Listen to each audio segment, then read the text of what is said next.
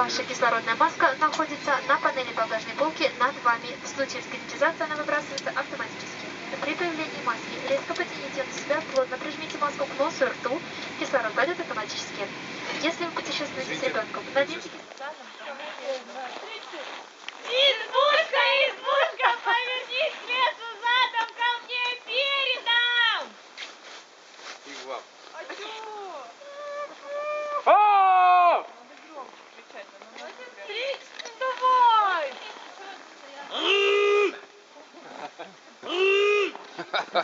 Избушка, избушка, повернись к лесу задом, ко мне передом! Все, оно закружился.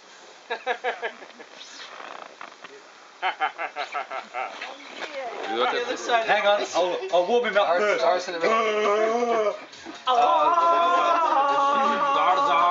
For reasons I don't quite understand, I've managed to get myself locally renamed to King Kong. This has nothing to do with the fact that I'm a fat, smelly, illiterate ape, because we all know that, in fact, I have a doctorate in physics and advanced neurology, and the Journal of Metaphysical Sciences is awaiting my latest publication. But apart from that, I'm probably as far as a pig can get when walking upright and managing to grunt in normal languages. And apart from that, local renaming King Kong. Thank you. Your lady wonderful loves you, friends. don't worry about it. Come on, King Kong. Toast. King Kong. King Kong. King Kong. There's only one and only. King Kong. King Kong. Sergey style. Ready? Ready? Go.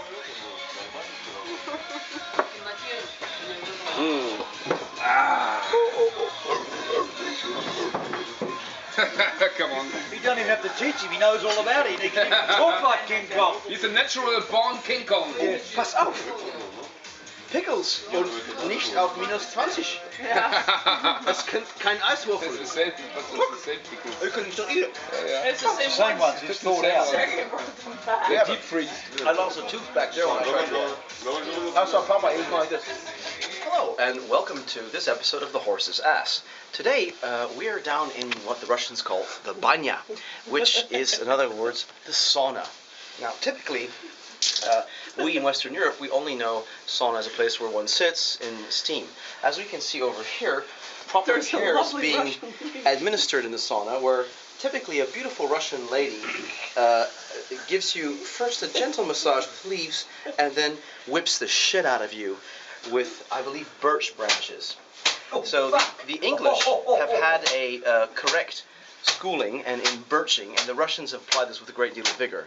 Now, typically the victim should scream a little bit louder, Ow! especially when we're filming. Oh! That's fine, thank you. Fuck! And you've already seen what happens afterwards out in the ice.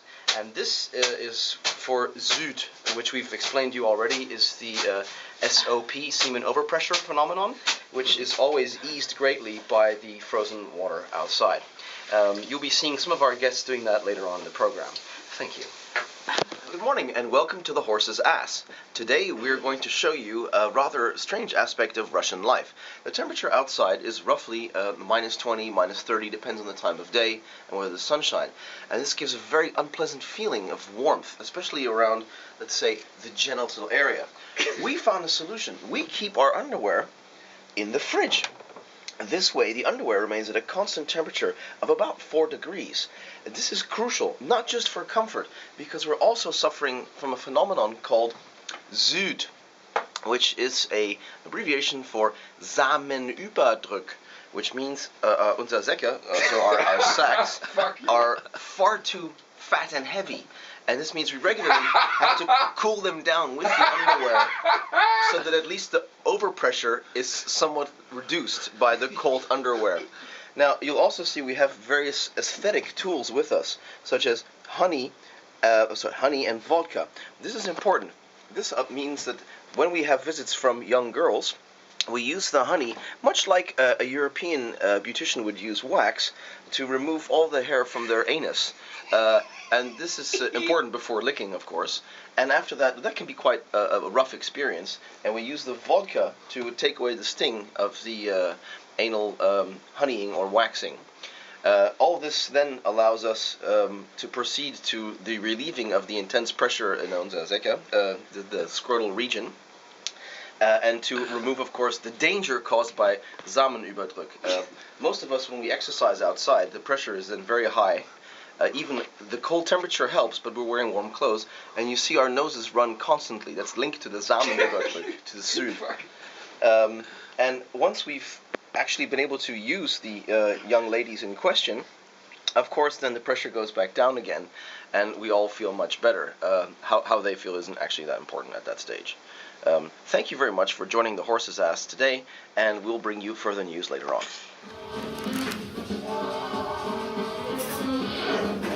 This is a huge invasion of privacy, oder?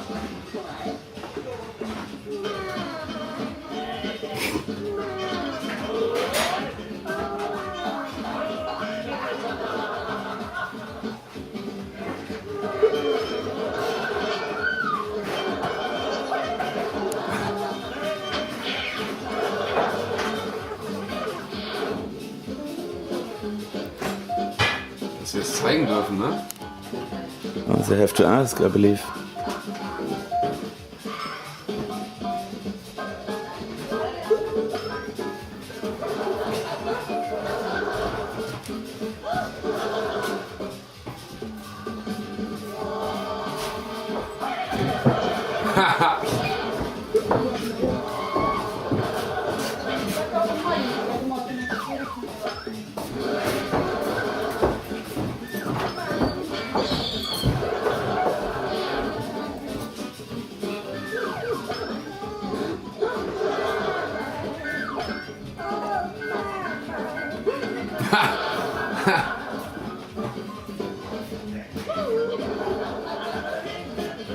Da hätte er es früher fallen lassen, ne?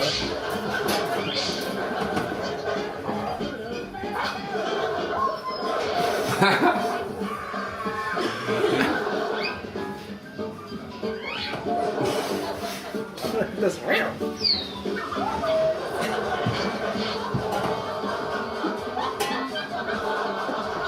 Und das ist alles okay.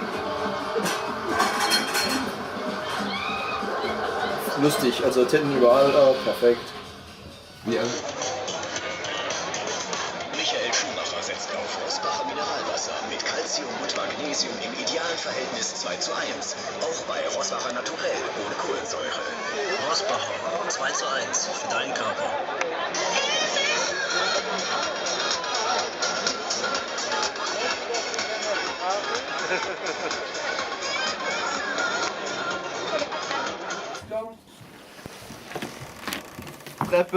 Okay. Doing this physical experiment here. The horse's ass.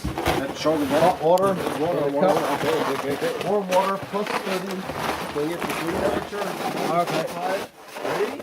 3, 2, 1, and go! Instant snow. Instant snow, absolutely. There we Now go. give us You saw it here first on the horse's ass. What does it prove? Here, Siberia, 2 o'clock in the morning, it's cucking fold. Thank you very much for watching the horse's ass.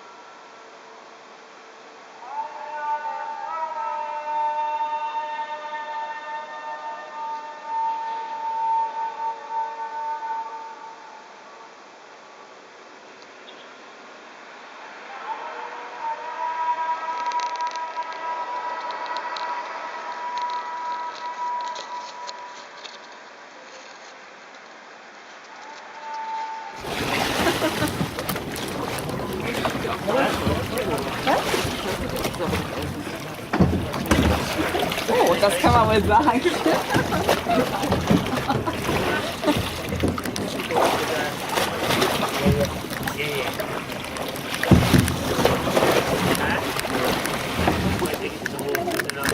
There we go.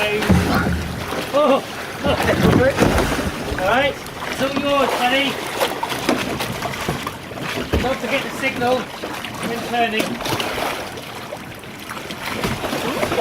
Oh! You really haven't done this before, have you? So you want it the other way up again now, yeah? It don't work like that. You should sit on top of the kayak, not underneath. No, Joe, you're going to get there now, but you're going to hit one. I don't want to do this. Well done, buddy. That's it, and again. Like you're mounting a woman. Carry on. It's like your plastic doll at home.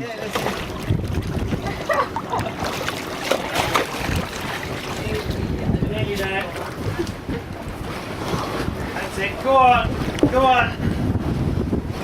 It's like basic maneuver way.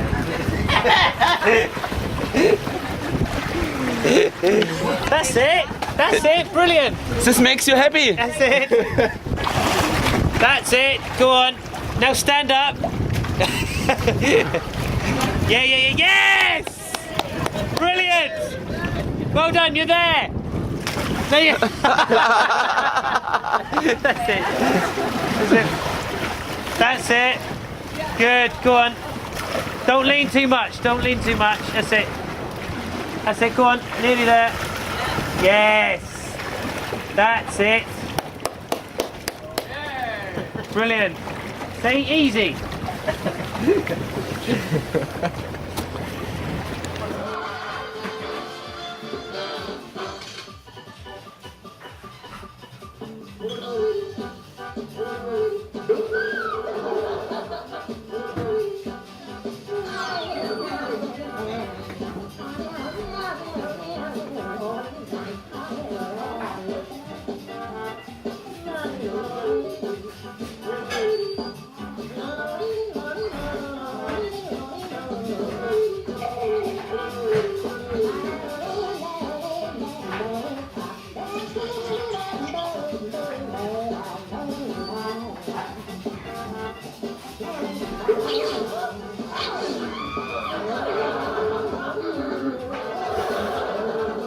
Ja, schöne Dinger.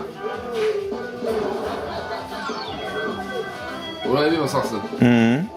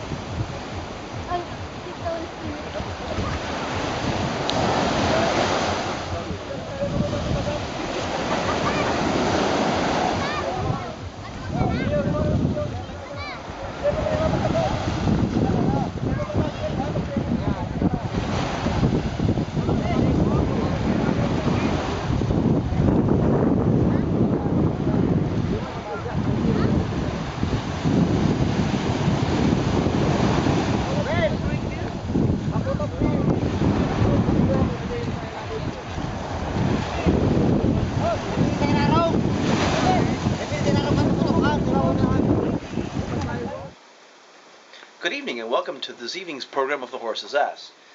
You can see a lot of baggage here on the bed. We were out today in the countryside. We walked down to the next town where we discovered a local school and automatic balls, or Mashinsky Balovka as he's called here, made an interesting deal. He said we would give all our Western possessions and branded goods if in exchange he received 3 teenagers not older than 16 with bleached anuses. So currently we're in a little bit of a panic. We're packing up all our possessions and all our branded goods. See, we have luxury chocolates from Belgium, and we have various branded sports goods here, sports equipment, goggles, which we're about to give to all the locals in exchange of the deal that Automatic Balls has made. So, with a bit of luck, we'll be able to take them with us. We're a little bit worried about baggage check, though, because we have a weight limitation, and we're not sure that the temperature in the hull below in the plane is high enough. Although they're local girls, so they have grown up in minus 30, and we think that there's at least a 50-50 chance that they'll survive. And when they do, believe me, we'll be back to tell you all about it on The Horse's Ass. Thank you very much.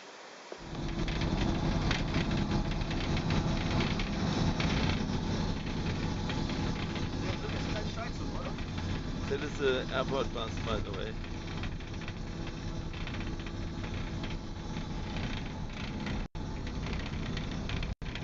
Here we are again. Time for a little bit of horse's ass. We're traveling to the aircraft now in a bus at which the temperature is at least 10 degrees below zero. And we've just spent 1.5 hours in the terminal watching extraordinarily sexy and hot-looking Russian women. So now our semen overpressure is reaching dangerous levels, and compounded with the altitude, I fear that we are at very, very serious risk for our health. Hopefully we'll be able to transmit another episode when we next arrive in Moscow. Thank you for watching The Horse's Ass. That's life. That's what people say. Oh, you're riding high in May. People shot down in May. Change that tune, I'm one brother. Change that tune. When I'm back on top in June. That's his name. That's life. No. Funny. It's stepping on dreams. Nice. Now don't let it get me down. Cause going on world keeps going around. I've been a puppet, a pauper, a pirate, a poet, a pawn and a king. I've been up and down and over and out, and I know one thing. Each time I find myself flat on my back, I get back in the race and get back in the race. That's life. I can't deny it. I thought of quitting, but my hands were tied. If I didn't think it was worth a try, I'd roll myself up in a ball and die. That's life. That's what people say. Riding high in April, shut down in May.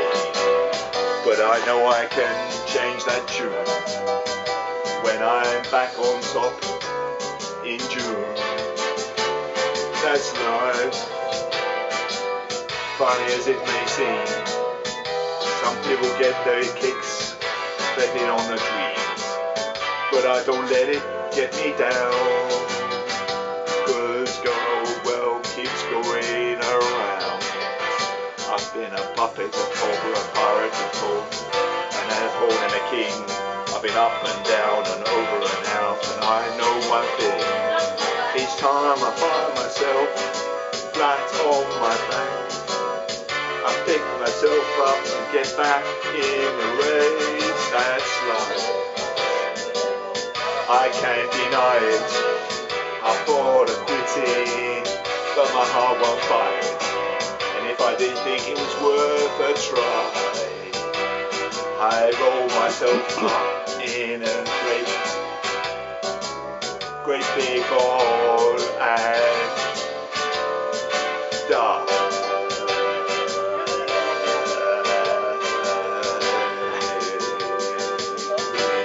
That's lies. Wait.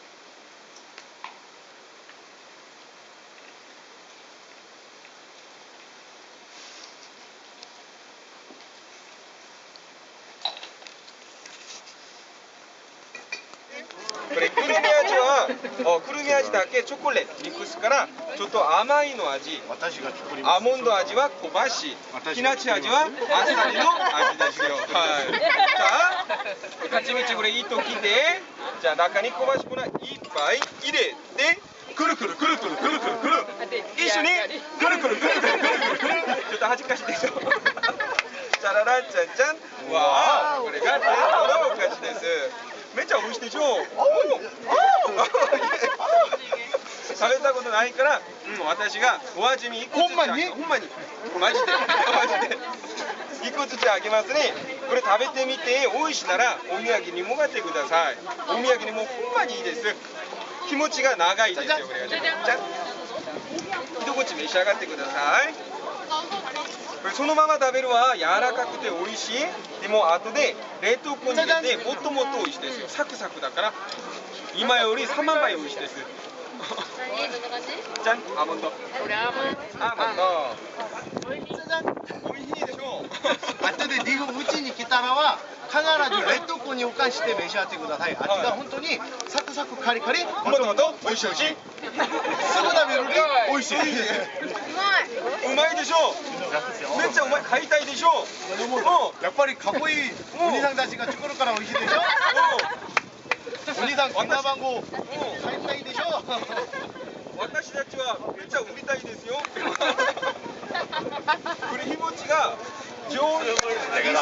やばい。じゃあ最初から言って終わります。皆さん最初から대박이죠 2048 3,000뿌리 9,000날 허니 9,000 마구로 16,380 허니 16,000 자, 이온 오야사마 one more time 3쇼가라. 자, 이제 보신 분들은 쭉 당겨주시죠. 제 앞으로 쭉 계산을 해서 도와드릴게요. 예, 90분 잘랐어요. 글씨를 뚝 잘라요. 옆에 7가지 견과, 까꼬모 두장, 아몬드 검게 검정, 아몬드 콩 넣어갖고요. 물을 말아요. 이렇게 말아서 쑥 넣어주면은 아 이거 맛있겠다. 5,000원이에요. 계산은 카운터 5,000원. 한번 지어보세요. 한번 지어보세요. 그냥 갈 거예요. 잘 가요.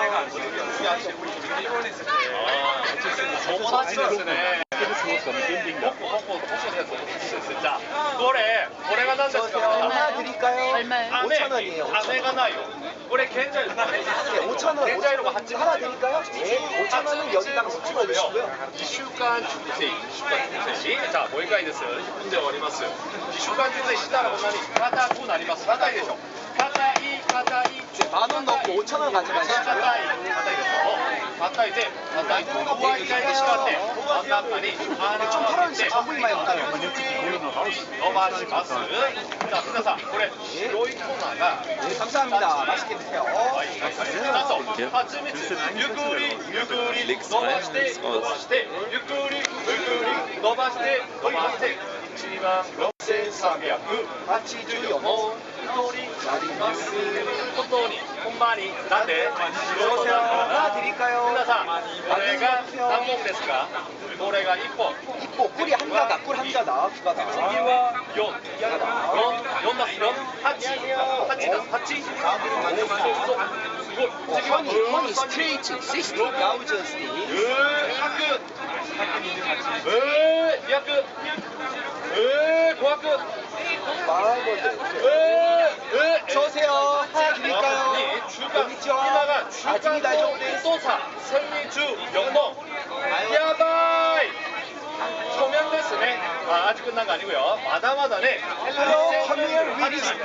어떤 맛을 해줄까요, 커플? 카드 긁어줄게요. 우리 예비역 얼마 안 남은 친구 어떤 맛? 하나 먹을 거면 호두 초콜릿으로 먹어봐요. 안에 그렇죠. 무슨 카카오 들어서 맛있었고요. 네. 아니면 집에 있는 엄마 아빠 생각난다. 자, 3개 사면 만 원. 패키지 준비되어 있습니다. 장원 보관이 3주, 냉동하면 3개월. 동안 두고두고 먹을 수 그렇죠. 있고. 어떤 맛으로 드려볼까요, 커플? 보세요.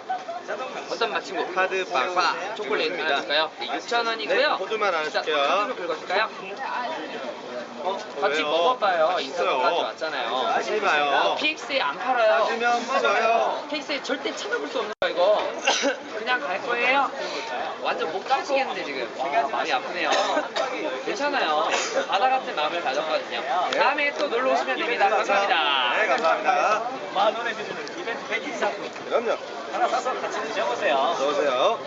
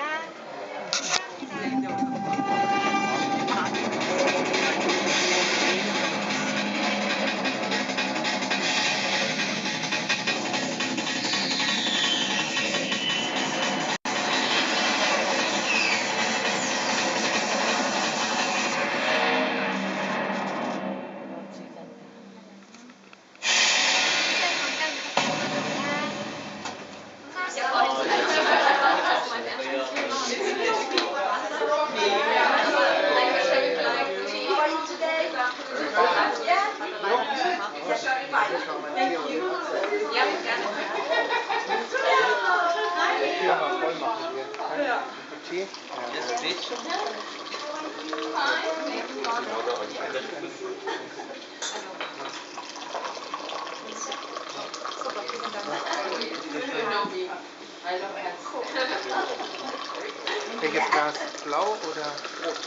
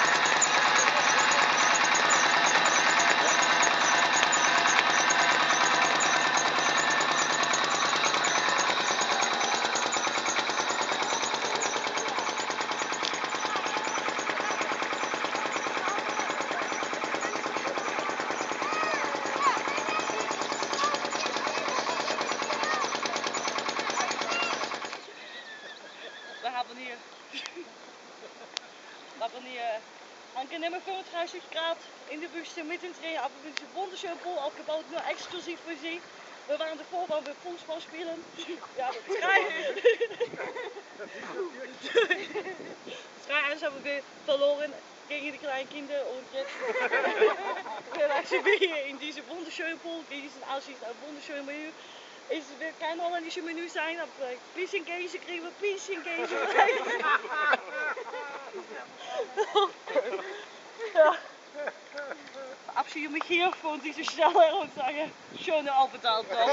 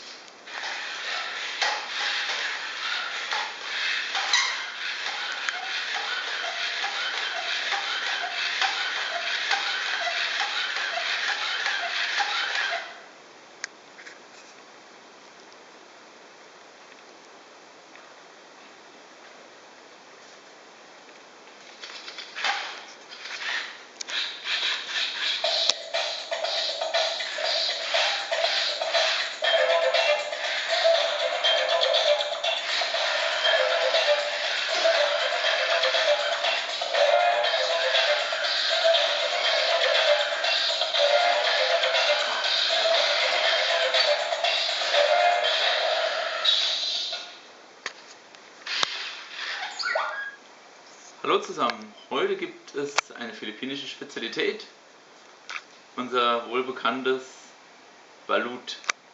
Viele von euch haben es schon gegessen und ja, ich liebe es.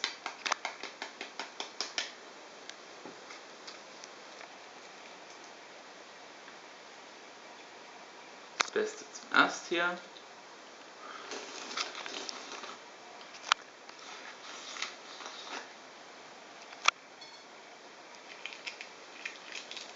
Hier kommt das Balut zum Vorschein.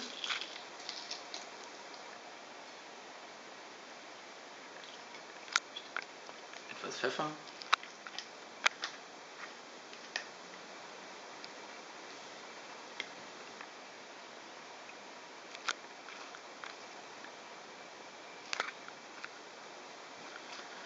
Und so schmeckt das Ganze doch ganz hervorragend.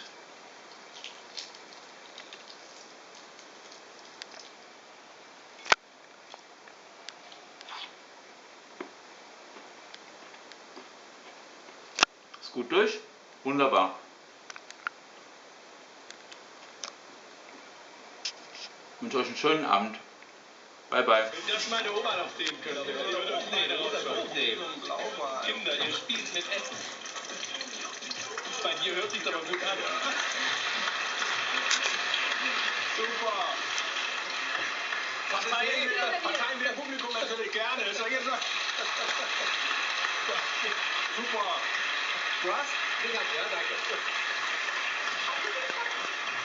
Großes Kino. Ist ein bisschen was daneben gegangen. Aber dieser Punkt würde an Steffen gehen, definitiv. Weil auch die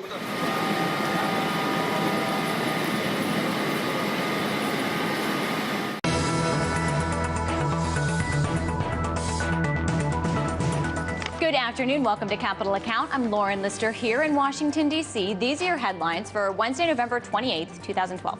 It's been more than a decade since Argentina defaulted on its debt, but the saga continues with creditors to this day. A New York court ruling just last week came down pretty harsh for the country, according to the Financial Times, and could benefit creditors like vulture funds in general. But what's influenced the economic development of Latin American countries like Argentina more broadly versus, say, their neighbors to the north? James Robinson, author of Why Nations Fail, is here to discuss. And here in the U.S., President Barack Obama reportedly speaks with corporate CEOs from firms like Caterpillar and Goldman Sachs about fiscal cliff solutions. Here's what he said to the public. And I'll go anywhere and I'll do whatever it takes to get this done. It's too important for Washington to screw this up. But it's Washington, and really, once again, the nation's economic fate may be held hostage by negotiations at the highest levels of government. Where does this path lead? We'll talk about it. Plus, manufacturing is slowing, and businesses are worried about the fiscal cliff. That's according to the Fed's Beige Book out today. What is the Beige Book anyway, and who cares? We'll tell you why it matters in Word of the Day. Let's get to today's Capital Account.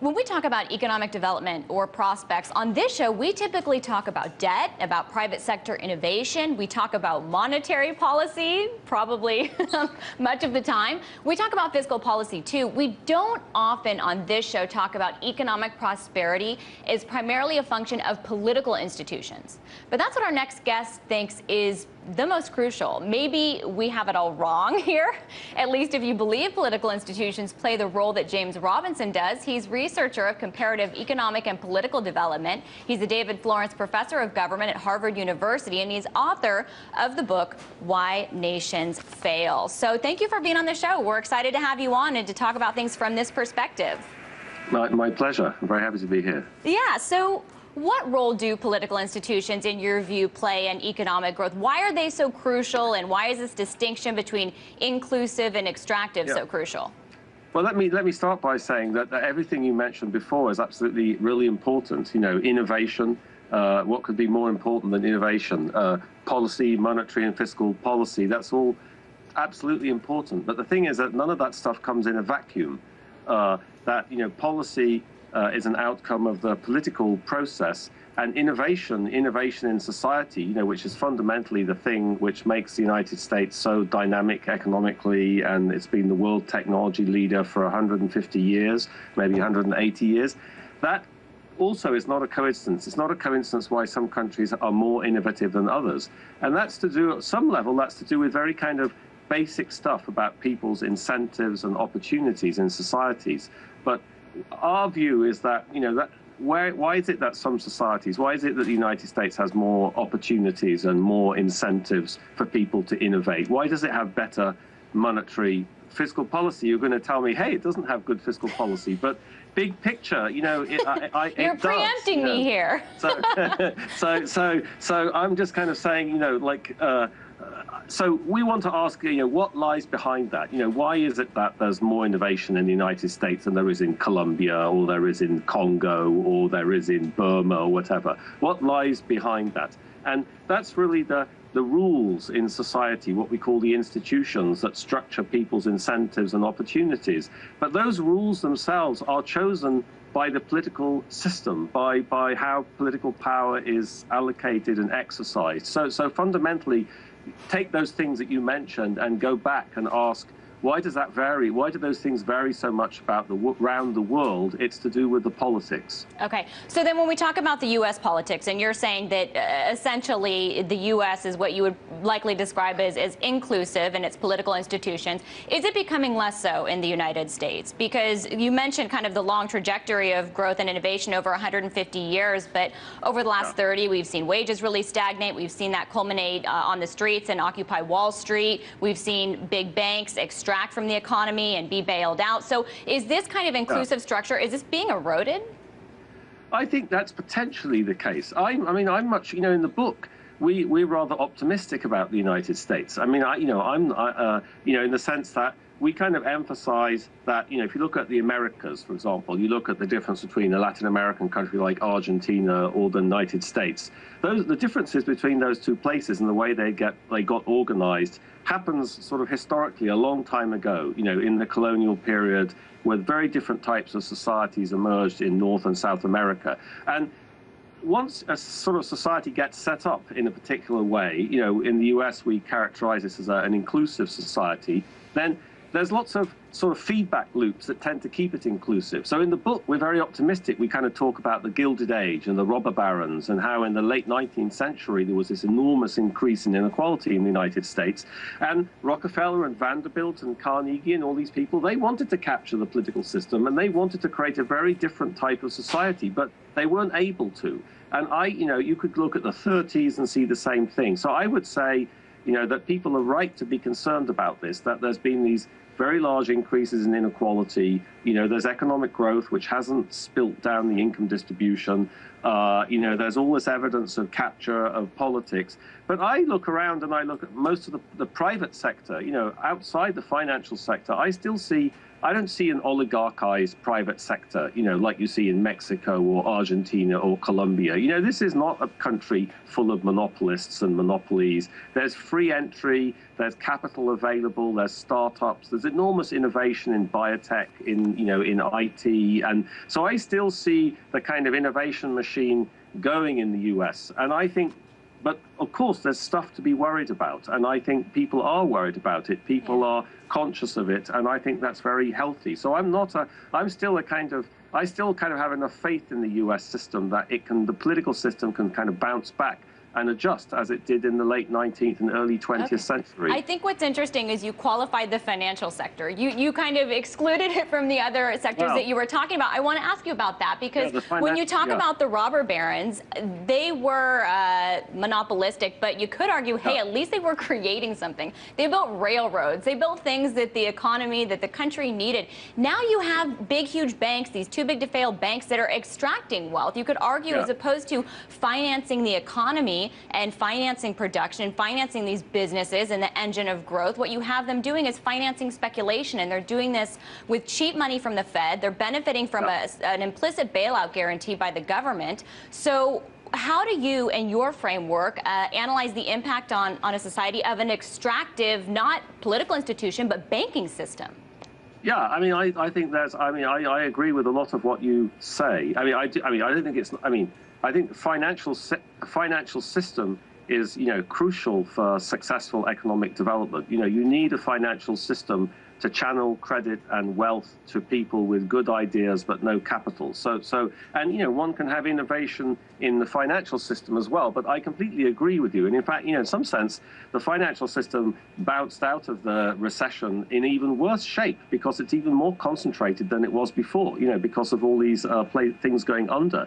But I would say, the political system has to get that under control. But there's lots of ways not to do that. So, for example, this business, you think about, here's an example, if you think about the problem as fundamentally political, that the problem is that the financial sector, because it has so many connections in Washington, or because it's too big to fail, is too powerful politically, then regulation is not the obvious solution to that, because regulation can be captured. The solution is to intervene to try to undermine the political influence of the financial sector, no matter how that's being exercised. So, there are some important lessons from thinking about the politics of this, which are contrary to a lot of the discussion. Regulation won't work when they're so powerful politically. They capture the regulators, or they get to write the regulation. So that's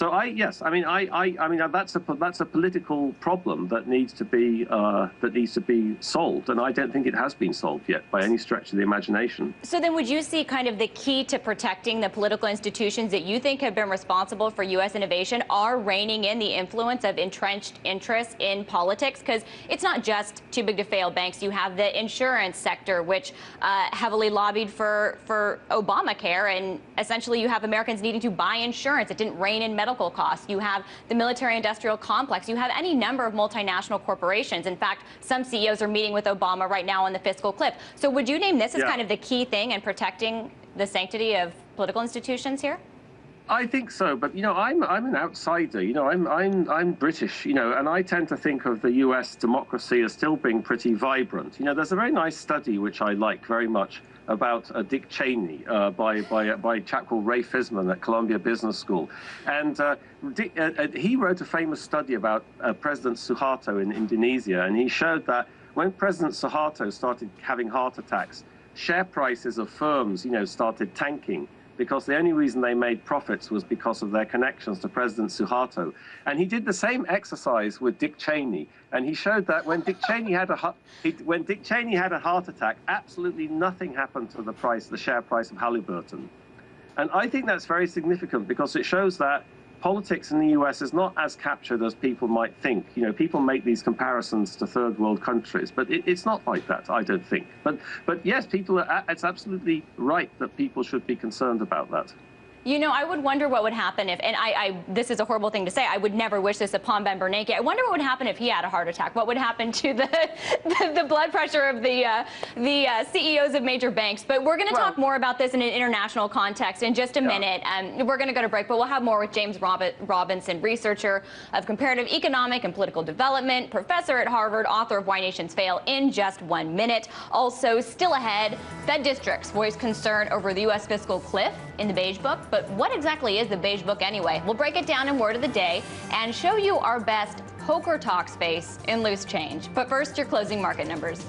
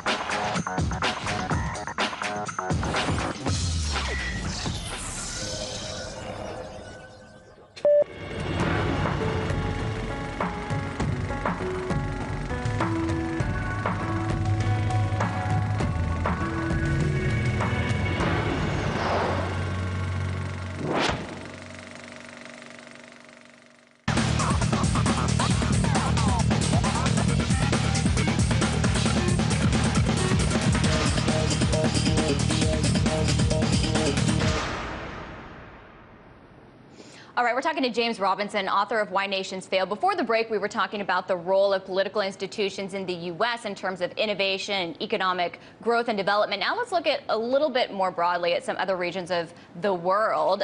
So, Professor Robinson, I do want to really quickly, before I go more global, I want to ask what you think the fiscal cliff is symptomatic of, because this is probably capturing the country in terms of symbolic of government dysfunction in the U.S. What do you think it's symptomatic of, in your view? Well, I mean, I think it's. I don't want to belittle the problem of the fiscal cliff, but I guess I would say, you know, it's a sort of game of chicken. You know, that people want to settle the fiscal problem in different ways. You know, the Republicans would like to, settle it in one way. The Democrats would like to settle it kind of in another way. And I guess I would sort of say, you know, it's symptomatic of a particular type of political gridlock at the moment in the United States, which has occurred, you know, because of changes in the policies of the different parties. But I don't want to belittle that as a problem, but I guess I would sort of say, you know, this is small relative to the big picture about, you know, why things, you know, work as the way they do in the United States. So I would guess that the politicians will, you know, they'll sort it out and people will put pressure on them to come to a reasonable agreement. A blip in the radar when you look at such a big scope of history of a country. I know. Yeah, I mean, yeah, you know, I hear you. I spend most of my time studying places like Haiti or Colombia or the Congo, and you know, from that kind of point of view, the point of view of our theory, you know, the United States is a terribly well-functioning society. Okay, all right, I'll give you that. I critique it quite regularly, so that's hard to imagine. Okay, it's nice to have the optimism here. Let's look a little bit more globally then. I want to ask you to apply your view, your lens to a country that has kind of disparate results based on region. So looking somewhere like Italy, where the north is quite productive, the south isn't. They're the same country, same political institutions. Yeah. How do you describe something like that? Because some would attribute those differences to things like geography. Well, you know, I mean, same political institutions at some level, but the way the institutions work depends on their interaction with many other things in society. You know, people say, you know, okay, the legal system is the same in Italy, but the way the legal system functions in the south of Italy is completely different because you have the mafia. You know, if you want to think about the institutions of Italy, you have to go back and think historically about the fact that in the south of Italy, the state historically was very weak. It was very different. It formed in a very different way from the north of Italy. Because the state was very weak in the south of Italy, these mafias appeared to enforce contracts, to secure property rights, and those mafias became ingrained in the system. I mean, it's very much like a country I study myself a lot, which is Colombia. You know, half of Colombia is run by, you know, groups, mafias, paramilitaries, guerrillas, you know, who are the state at a local level. And that's kind of the extractive force. So then let me ask you one other question. Let me ask about the resource view that some people look through to analyze a nation's economic prosperity or plans. Looking at somewhere like Saudi Arabia, would you say that their economic fortune has been driven by society and political institutions? Because looking at them producing 10 million barrels of oil a day, I would say, come on, you got to look at oil, right? Yeah, I mean, I think oil's important, you know, but I think it's also very important to think about, you know, what was society like in Saudi Arabia when oil, you know, was sort of discovered, you know, and the fact is that, you know, Saudi Arabia was a very, you know, it was a tribal society without strong kind of centralized state authority. You know, if you go back to the 1920s or 1930s, I mean, I was in Abu Dhabi giving some lectures in April. You know, the Sheikh of Abu Dhabi, you know, in the 1960s didn't have electricity in his palace. You know, I mean, these were very poor, kind of underdeveloped countries with very traditional political and social structures. And then they just discovered this enormous pile of wealth.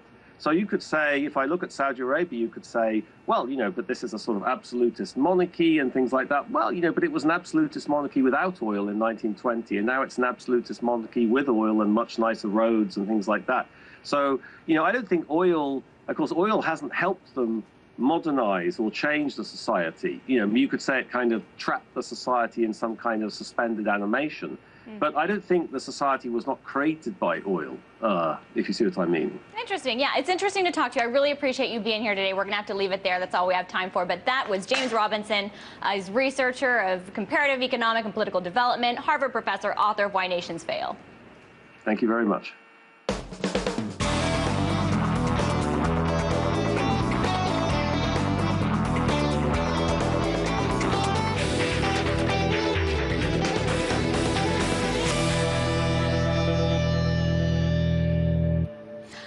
it's time now for Word of the Day, where we break down a financial term or concept for our smart viewer, but just not the expert. And today it is Beige Book, given the Federal Reserve released it. Now, it sounds like a bit of a yawn, but it certainly has Jim Cramer excited. Take a listen. People constantly underrate the reports that the Fed puts out. I scrutinize every single one and actually go to all of the websites of the regional banks. But he always sounds excited. So what is it exactly? See if you get excited. It's a survey of the economic conditions in each of the 12 Federal Reserve banking districts.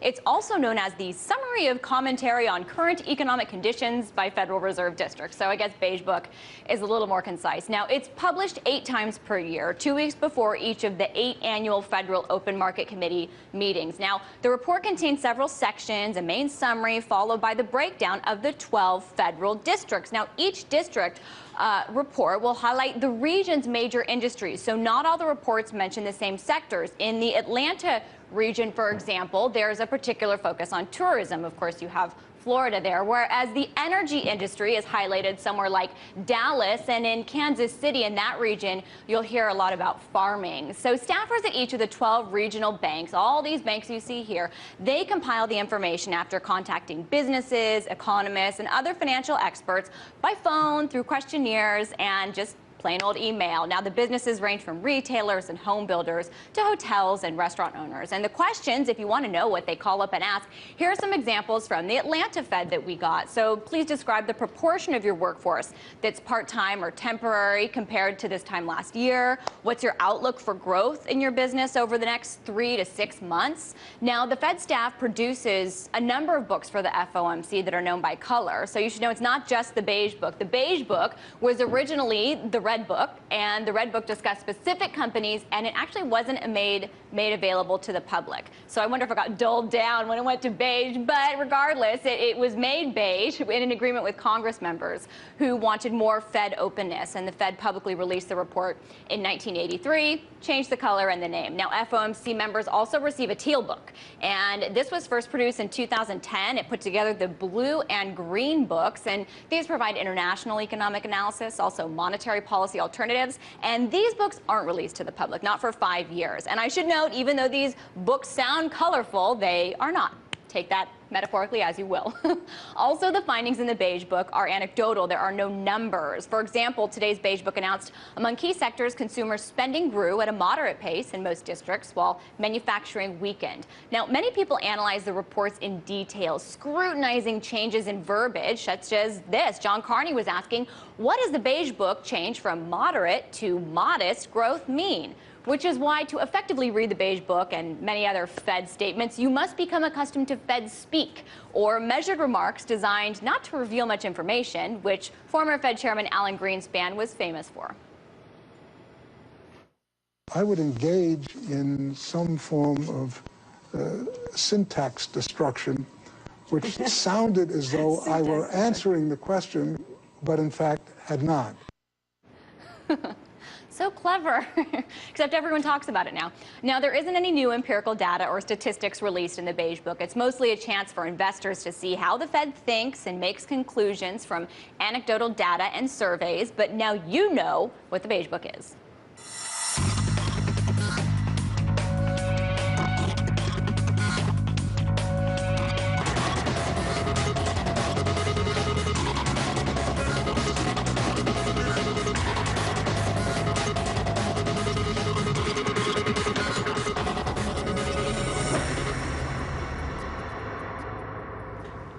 Let's wrap up with loose change. Dimitri Kofinas, thank you for being in the hot seat to talk about something that really I think I need to add to my Christmas list. So we've heard some Americans getting a bit nutty about Botox. Remember the mom who gave her 8-year-old injections?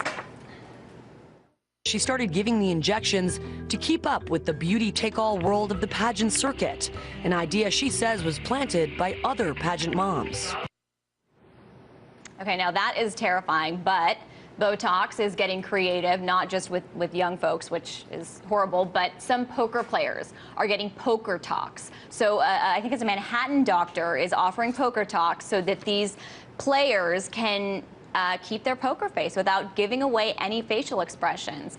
I ask, why limit this to poker players? I can see bankers, politicians, businessmen lining up for this. I want to line up for this, okay? I would love to not reveal what I'm thinking with my facial expressions. Well, to peg off what you just said on Word of the Day, who better to get it than a central banker? Yes. Talk about Fed speak, Yes. talk about Fed Botox. Yes. What would we call that? I don't know. But can you imagine Greenspan going before Congress, and in addition to his destructive syntax, also having Botoxed his face? Yeah. So that you can't even tell a thing. I mean, Ben Bernanke pretty much has that cold. He does, actually. I don't know if he got think Botox. maybe Maybe he did has get Botox. poker talks. Either that He or he's, really you know is what? good at not giving away any expression. He's incredible.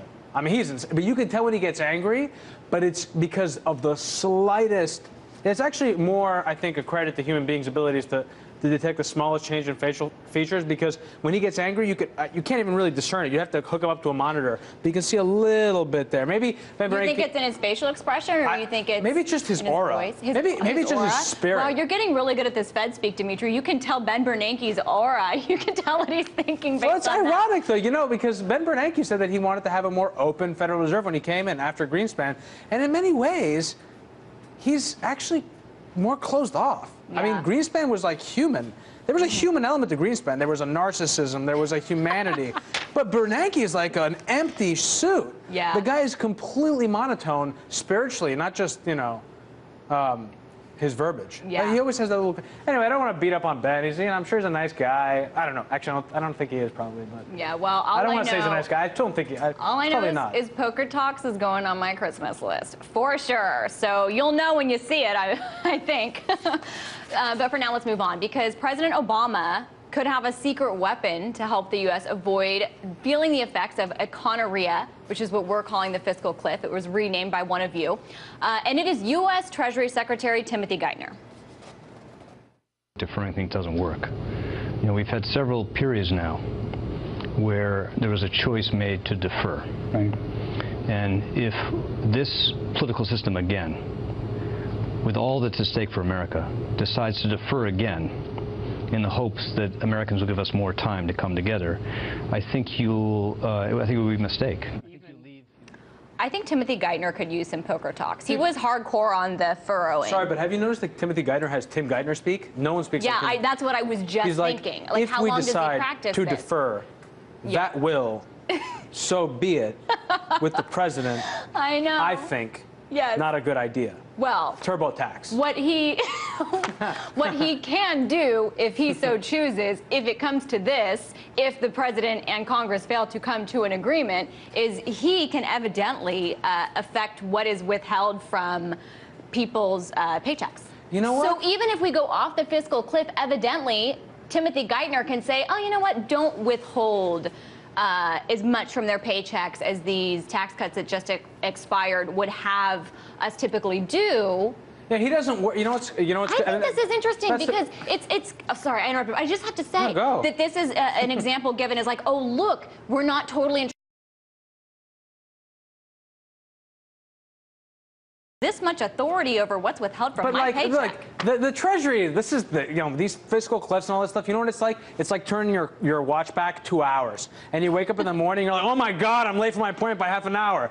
Oh wait, never mind. I moved my clock back 2 hours. Like these guys always have emergency parachute after Fiscal emergency. daylight savings. Yeah, fiscal day. Well, no, like fiscal, like I don't know, Reverse daylight savings. They got ending. a gazillion parachutes. I don't Anyway, know. Lauren, All I'm right. We gonna have to let you leave tell our anyway. audience about our Facebook page. Don't forget that Facebook page, guys. Okay, why don't you let me I say know, the I just have to do it. I goodbye? have to do Because it. that is all we have time for. I have Thanks to for do it. watching. Come back tomorrow. In the meantime, you can follow me on Twitter at Lauren Lister. You can go to our Facebook page. Dimitri just told you to.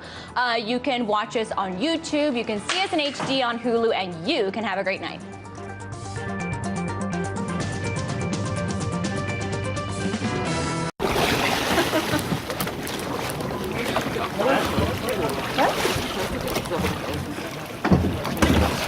Oh, das kann man wohl sagen.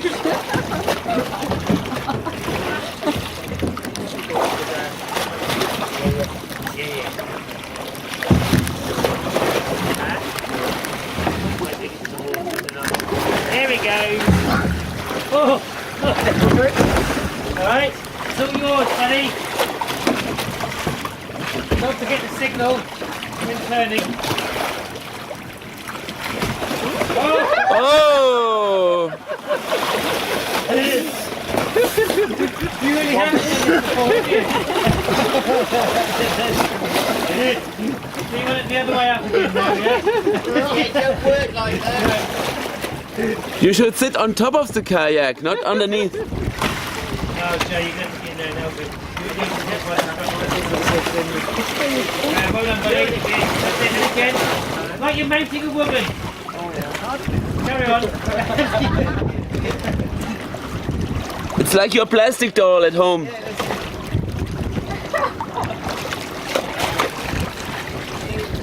Nearly there. That's it. Go on. Go on. It's like basic beluga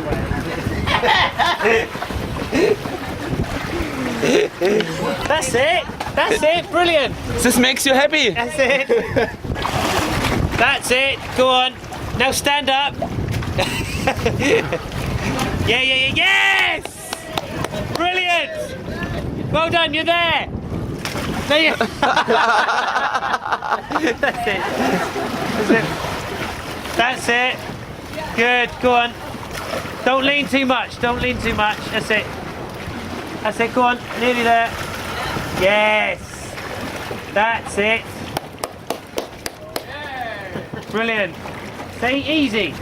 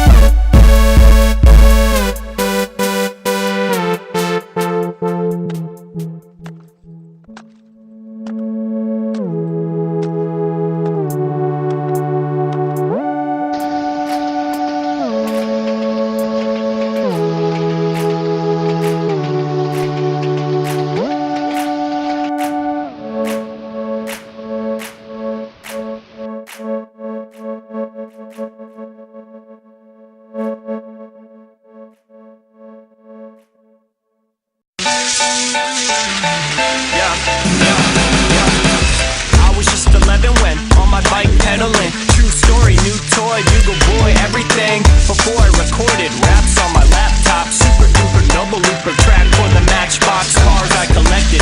Parts were connected, then I found hip hop and was largely infected.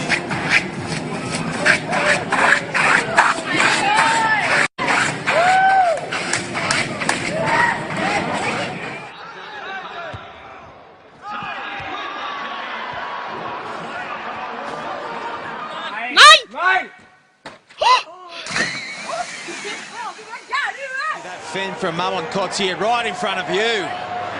Did you feel it? Bang! Oh, that was beautiful. Yeah, great job from Dean. Great strength.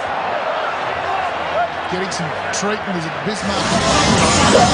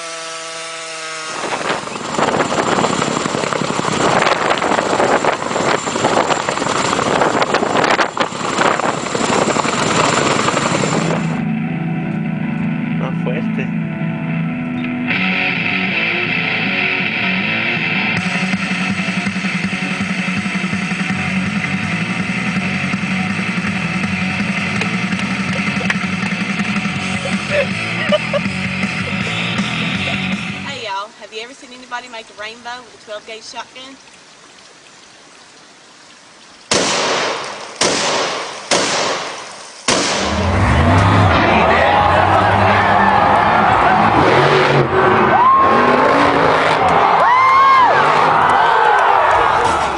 Try your best to win them all, and one day time will tell. When you're the one left standing there, you've reached the final bell. You're the best around.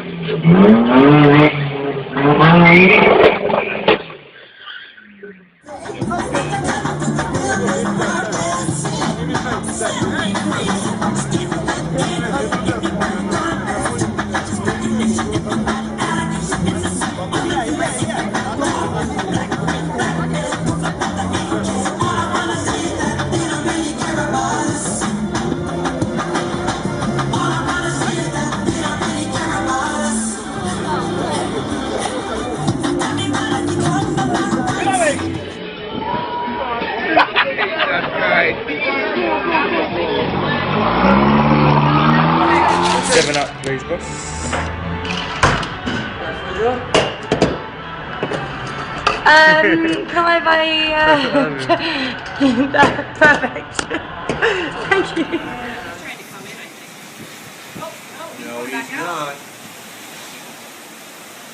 He is crazy. Everybody on the ferry. Yep.